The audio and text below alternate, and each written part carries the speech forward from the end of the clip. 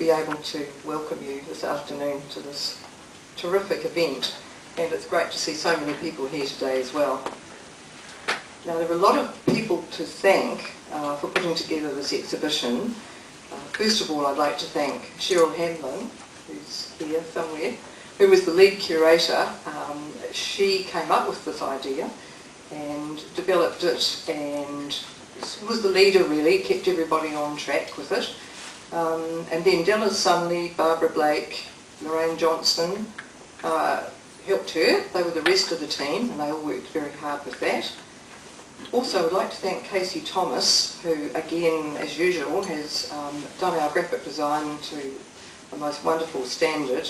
And you'll see that she's done this beautiful cover for the Tales from a Long Bright Land exhibition. She did the wall graphic, the posters, the invitations, and the case list, and also the online exhibition. And then thanks to Kathleen McCarthy and the bindery team, who as usual have put painstaking effort into the mounts, and also have offered advice on the case layout, which as you look around you'll see that actually there's quite a lot in the cases. It's very thrilling to see so much in the cases, so many things to look at. And also to Malcolm Deans for photography for the online exhibition. I don't know if you make a habit of looking at the online exhibition, but I think it's the most wonderful innovation, and you can visit any time from your desk. It's fantastic, delightful. And of course, not least, the heritage team, the rest of the heritage team, who of course kept everything ticking over while the curatorial team worked on this exhibition. And of course it was over a time when a lot of people were on leave, and it was very testing, and I think they've all pulled together to do a magnificent job. Also, I guess I could just slip in a little thank you to the staff members who provided these lovely little relics of childhood, which I'm sure you'll enjoy looking at. You may well have things like that at home. I think they're a wonderful nostalgic extra. Oh, sorry, I didn't have anything that I could put in there myself. I was at the very first meeting that Cheryl called when they were talking about setting up this exhibition, and although we didn't have anything in our children's stack that was of the condition of the items that are in the heritage collections, we do have some things actually that are down in our collections, I'm quite proud to say, but not terribly many. But I was struck by how many directions that this could have gone in, and how hard it was, I think, to decide what on earth, which direction it should take, how they should select. There was such a wonderful selection of treasures to choose from. I'm sure they must feel very, very happy with what they have finally come up with, though. It looks absolutely wonderful, and you will see in the program the logical arrangement. I think it's very, very clever. I'd like to introduce you now to Trish Brooking. We're very pleased to have Trish here. I guess probably most of you know that she's a senior lecturer at the College of Education at the University of Otago, and she is a great friend of the library actually. She's been very generous with her time over the years. She's given talks, she's helped us, she's worked with youth services on various events that we've had. We're very, very always pleased to be able to welcome her. I think she's the perfect person to speak to us tonight because of her particular interests, the fact that she teaches at the college with pre-service and also postgraduate programs. And I see that her special research interests in children's literature and experiences of migration and post-colonial theory, which seem to fit very well with the items in our cases tonight. So if you would please welcome Trish.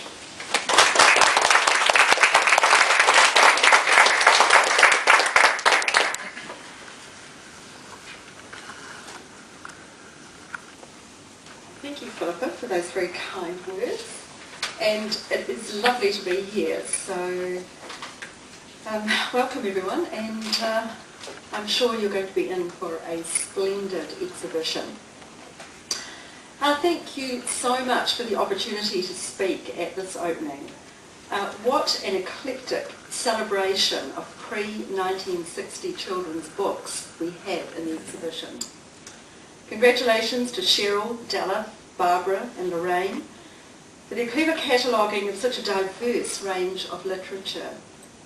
When you enter the exhibition, you will find cases with themed alphabet pathways. So some you will encounter are W for Wartime, where the inimitable Donald Duck and Mickey Mouse appear in their Antipodean guise, courtesy of Valentine Publications. O for Overseas, where the 1950s picture books featuring George and Albert Snowy Whiskers visit tourist destinations such as the Southern Alps, Taupo or fishing, and Geyserland. C for Classics, S for School Days, and a personal favourite of mine, H for Half Grown Up. As indicated in the exhibition notes, this selection is only the tip of the iceberg, featuring a small number of the children's books held in the heritage collections. Obviously, plenty of scope exists for further exhibitions that document the publishing history of New Zealand children's literature. A literature that enjoys international recognition and parallels, and I'm tempted to say exceeds, that shows my bias, the success of adult literature. There is so much in this exhibition that it is a rather daunting task to do it justice in a short-ish speech. And in order to understand the writing for children of the 19th and early 20th century, we need to consider the ideas and philosophies which underpin them. And both the explicit values of the text, and especially the implicit values naturalised in the text, we see connections to the wider world of ideas about society, the family, and the child, and notions of childhood. Children's books are reflections of their time and place of production, and while to a modern eye, many of the books may veer towards the didactic or formulaic, the writer's ability to enter the world of the child through whimsy, adventure, or familiar experiences is what attracts and maintains audience. What I will do is focus initially on two influential women, Edith House and Esther Glenn, then explore some of the earliest books in the exhibition, and finally acknowledge the advocacy role of publishers, and fittingly in this very context, librarians. So, Edith House. The title for the exhibition is borrowed from Edith Howe's book, The Long Bright Land, Fairy Tales from Southern Seas.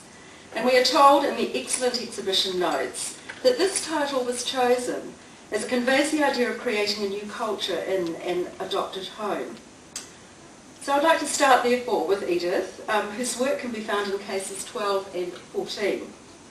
Born in 1872, Howes was a writer and a teacher. So this is something quite dear to my own heart, the teaching side of it. And she's recognised for her progressive ideas about education. For example, she succeeded in gaining approval for Montessori teaching methods and persuaded a local Gore firm to make small chairs and tables that could accommodate 4 children. An innovative initiative when, at that time, the usual classroom environment comprised forms and desks. Attention to the classroom environment spilled outdoors with her great love of nature, underpinning much of her writing for children. Indeed, her first book, The Sun Babies, published in 1910, was endorsed by Dr. Benham, Professor of Biology at our university, and in 1911 she was made an honorary member of what is now the Royal Society. Later she would receive an MBE in 1935, and 2 years later the King George VI Coronation Medal. These accolades, including being ranked, you might be interested in this, in a 1926 Canterbury Public Library survey, 4th ahead of Charles Dickens. So these accolades reflect the assiduous research that she undertook. And I'd just like to mention 2 examples of her research capability.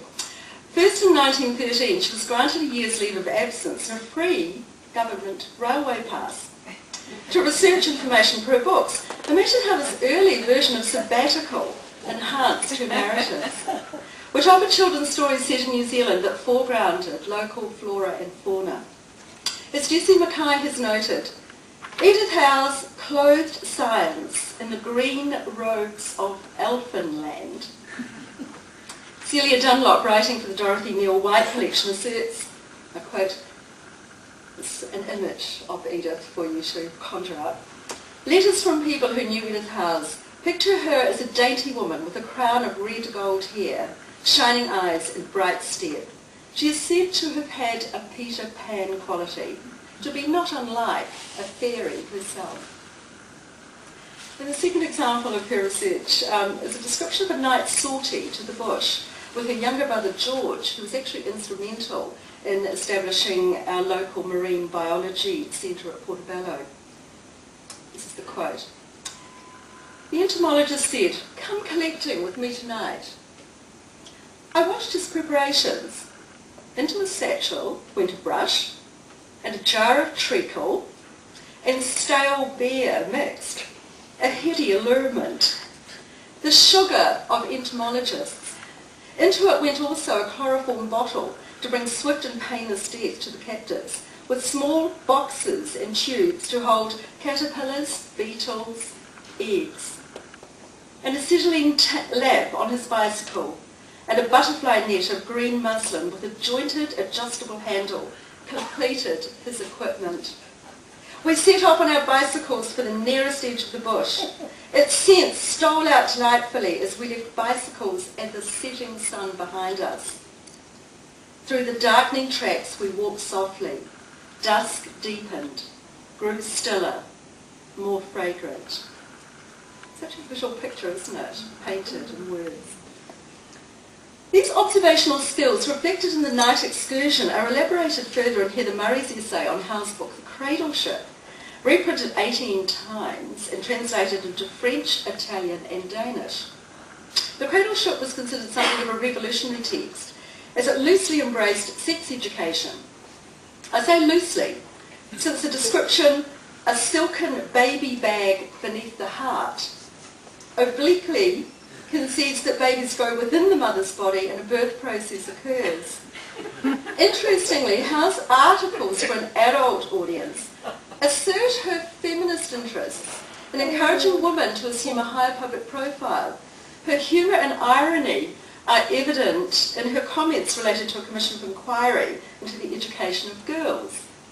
Hearing that the committee had one female representative, she remarked that, quote, "The astounding egoism of the men who take it upon themselves to command the future of all the women in this country is only equalled by the astounding apathy of the woman who will submit to this imposition."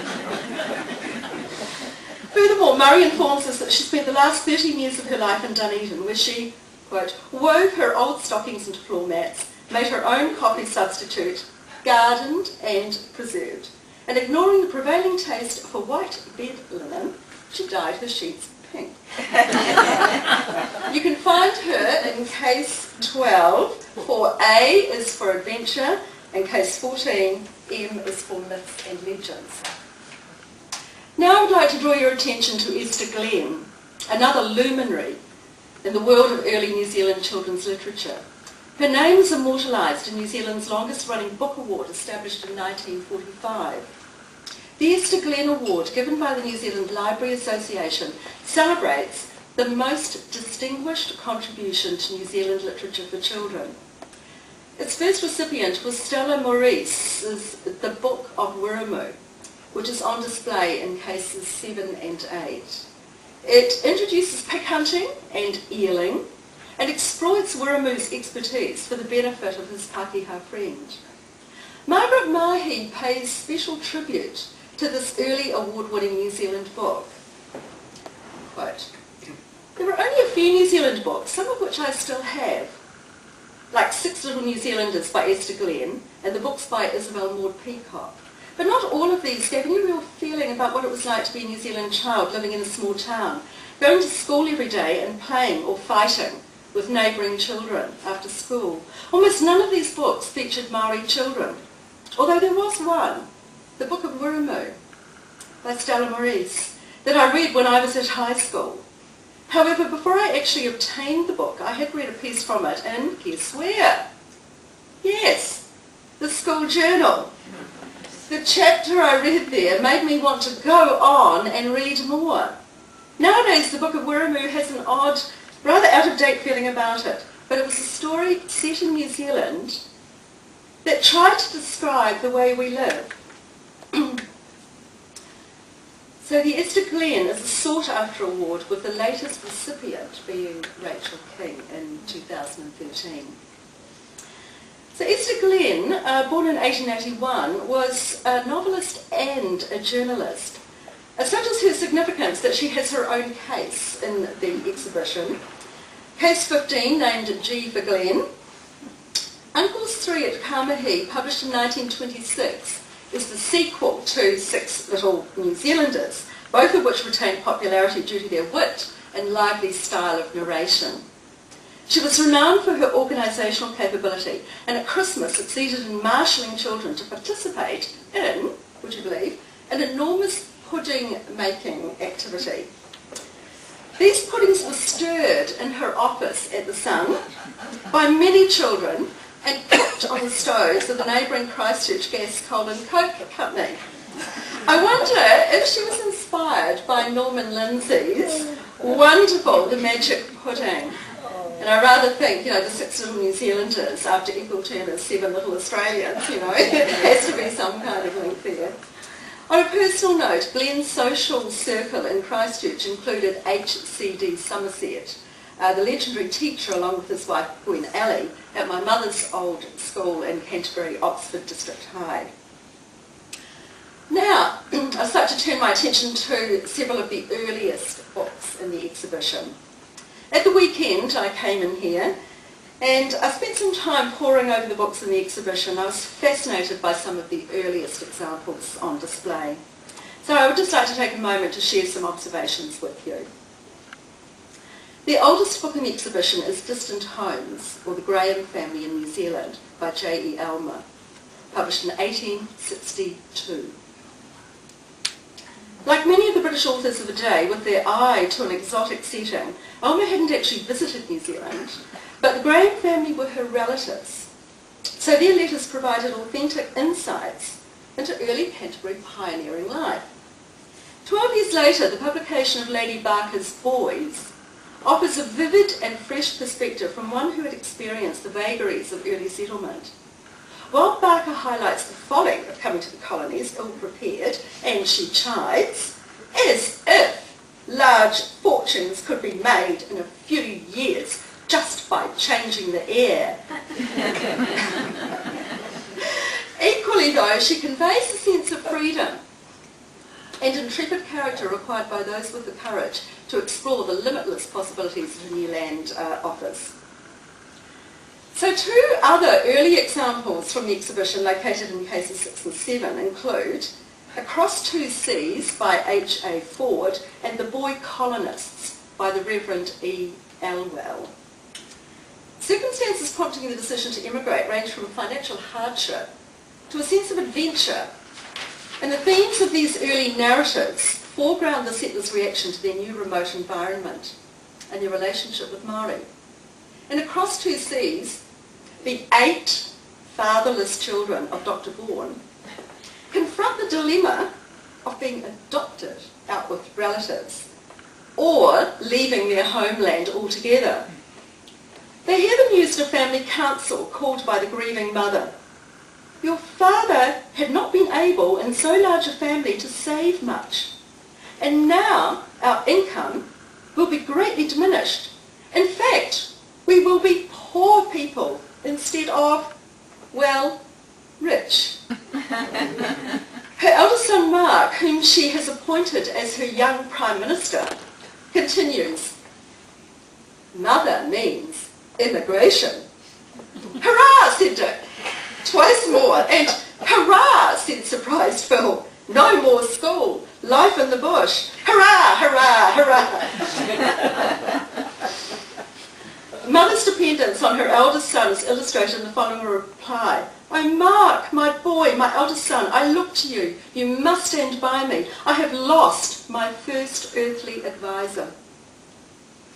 Prescribed gender roles are disrupted as this plot unfolds, since Mother's strategy and organisation enable her to take the lead in responding to the challenges of the voyage and a new environment. I love this bit. In terms of packing for the voyage, she admonishes Juliet for wanting to take all her poetry books, and she urges, "Leave that incomprehensible Browning behind."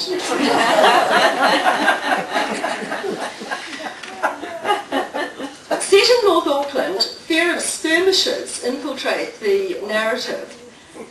Those nasty, ferocious Waikatos who make all the to-do are nowhere near us. Joss challenges her brother, Jack, who made that statement, when she intuitively poses quite critical questions, such as, why should we fight the natives? And how does New Zealand come to be ours? It is such a long way from England. Probing, indeed. Moving south, in setting to Otago, the boy colonist, the other one that captured my imagination, by the Reverend E.S. Elwell, includes a fold-out map, a dedication to Sir Julius Vogel, and an author's note suggesting the book is simply an enlargement of a diary. Despite its didactic impulse to inform friends of the real nature of colonial life, it was also written to satisfy a whim. The whimsical nature of the writing wins. The style of writing is fast-paced and lively. Details of food on the voyage are captured in vivid dialogue. "Oh, Harry, don't take any omelettes. They are perfectly horrible." "Well," replied Harry, "they can't beat the rolls. I have heard of making bricks with straw, but never saw rolls made of it before." "The coffee is worse than the omelette." "How's your tea, Harry?" "Like dishwater." Luckily, dinner was an improvement, consisting of fresh mutton, pork, chickens, or ducks occasionally, salt beef always, bad potatoes, and peas pudding. However, these dishes were followed by very good puddings and pies, rest assured. Having arrived in Otago, the narrative offers contextual information related to Maori and the earlier whaling period. Relationships with Maori and issues of land acquisition are alluded to not uncritically. Quote, "One notable man, J.H., possessed a lot of land which he was said to have purchased from the Maoris for a little tobacco and a few blankets." Further on, we're informed that the supervisor in charge of the government boat crew first tried to attract white men for his crew, but he found them such a drunken, disorderly, unmanageable set that he was compelled at last to engage all Maori, and though they gave him a good deal of trouble, at times he infinitely preferred them to white men as a crew.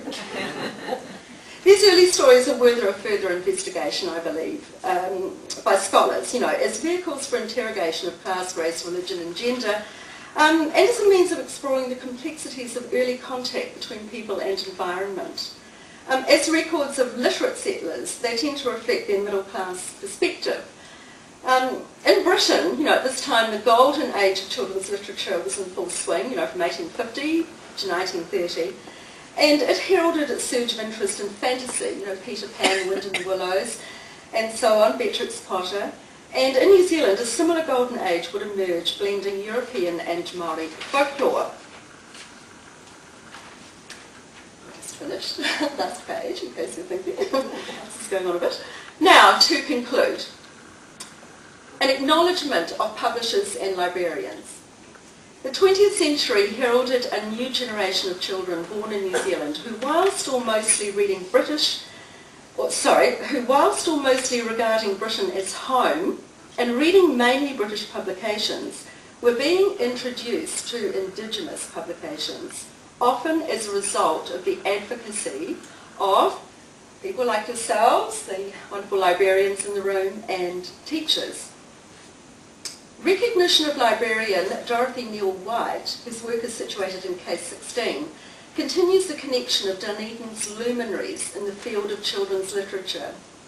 Her influence in the development of the Dunedin Children's Library, her advocacy of children's books through regular reviewing and setting up the library service for Otago schools, along with the publication of an annotated list of 2,000 books for the New Zealand Library Association in 1940, signalled how seriously she pursued children's librarianship as a respected field of professional study. A woman of strategy, she remained Miss Neal after her marriage to Desmond White of Newbolt's Bookshop in order to secure continued employment, since it was the policy of the day for women to resign on marriage. Dorothy Neal White remains a pioneer of children's literature scholarship, with 2 significant publications attracting international attention. These are About Books for Children in 1946 and the wonderful Books Before 5 in 1954. Publishers often encounter controversial content, don't they? Did many of the books in the exhibition court controversy? One, located in Case H, Half for Half Grown Up, is Brian Sutton Smith's Our Street, published by Reed in 1950. Sutton Smith has guru-like status in the field of play studies theory, and this text offers a realistic reminiscence of childhood. It became something of a cause célèbre and sparked lively socio-political debate. The novel's edgy social realism was attributed by the author to the influence of reading Stella Maurice's book, the Book of Wirramu, mentioned earlier, to the children at Brooklyn School. Smitty as friends, a little bit South Park-like, are troublemakers with little respect for authority. Margaret Mahi herself recorded a complex response to this text.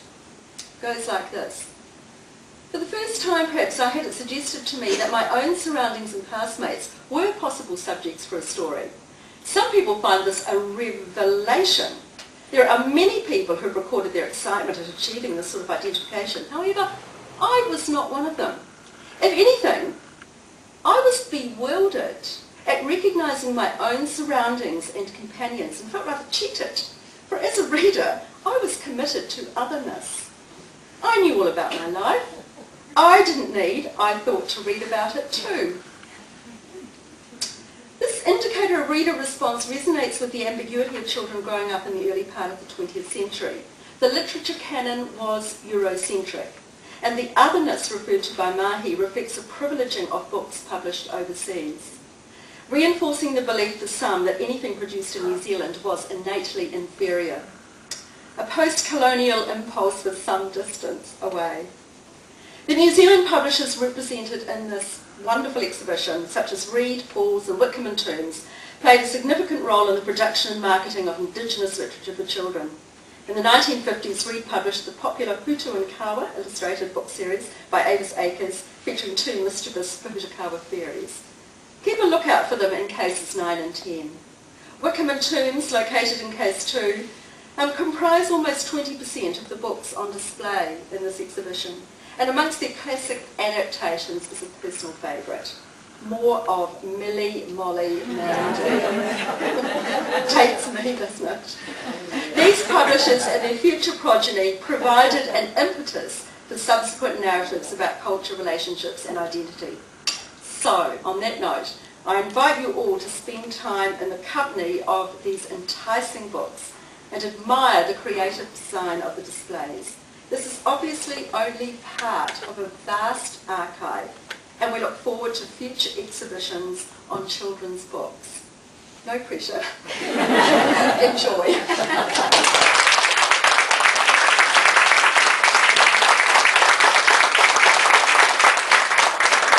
Very much, Trish. That was very entertaining and illuminating, and I'm sure it will add to everybody's enjoyment as they look around this fantastic exhibition. Thank you so much.